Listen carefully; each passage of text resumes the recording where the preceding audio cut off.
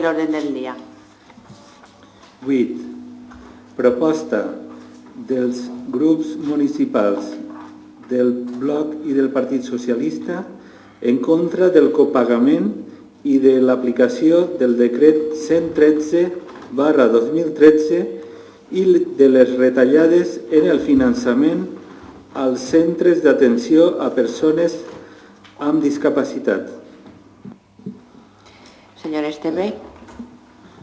Bé, com ha dit el senyor secretari, és una moció conjunta de Coalició Compromís i del PSOE. I dona pas a la seva lectura. El sector de les entitats sense ànim de lucre que atén les persones... Senyor Esteve. Bé, a veure, podrien dir moltes coses, no? Però anem a resumir, jo vaig a resumir el Bloc Coalició Compromís, resumir en una frase el que està fent el Partit Popular al front del govern autonòmic, al front de l'estat espanyol. Legislar en contra de les persones i anar en contra de la Constitució. Perquè, per cert, quan se va crear la Constitució es votaren en contra ja també el senyor Aznar i companyia.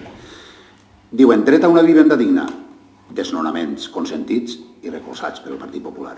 Dret a una educació pública gratuïta i de qualitat, cobren primeres concertats, prioritat, això. Dret a una sanitat pública gratuïta, llei de dependència, copagaments i repagaments.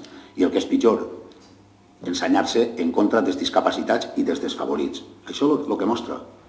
I dia avui portaveu en funcions del Partit Popular, senyor Galcerà, respecte, faltes de respecte, el que li deia jo antes, faltes de respecte continu del Partit Popular en les seues legislacions.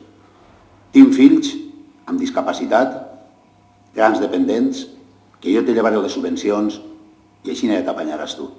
Ara això sí, en contra de l'avortament. Però per l'altra, lleva les ajudes i ja t'apanyaràs tu. Home, siguem coherents, siguem coherents. Ara després farem una segona intervenció. Gràcies. Diu, sí, diu, el meu fill és gran dependent, que al igual de centenars de persones de la nostra comunitat no pot dir el que pensa, no pot comunicar-se, no pot anar a soles al bany, no pot menjar tot sol, no pot caminar, no té cap autonomia. En definitiva, no pot realitzar cap activitat bàsica de la vida diària. El que realment vull és denunciar amb respecte i claredat no només unes retallades brutals a la dependència, una mala gestió dels recursos existents o una manca de sensibilitat front a les persones més vulnerables, sinó la humiliació continuada i increixendo que estem patint tots i totes els dependents i familiars. Algunes famílies hem hagut d'acudir al Tribunal Superior de Justícia de la nostra comunitat per la humiliació que ens suposava haver de demostrar als governants que, com a pares, estàvem cuidant els nostres fills grans dependents abans que en 2006 s'aprovara la llei que els atorgava un dret subjectiu equiparable a l'aconseguit amb l'educació o la sanitat. Jo ni soc militant ni simpatitzo en cap partit polític, tan sols intente militar i simpatitzar amb valors com la tolerància, la dignitat i el raciocini com a eina d'enteniment. Ara bé, m'agradaria fer la següent reflexió. Els representants del Partit Popular que ens governen amb la seva majoria absoluta no són els únics responsables del que està passant-nos. També ho són aquelles persones del poble que amb la seva decisió lliure i responsable d'acudir a les urnes fan que estos governants ens humilien. Pensen que avui som nosaltres els dependents, demà poden ser vostès. Gràcies.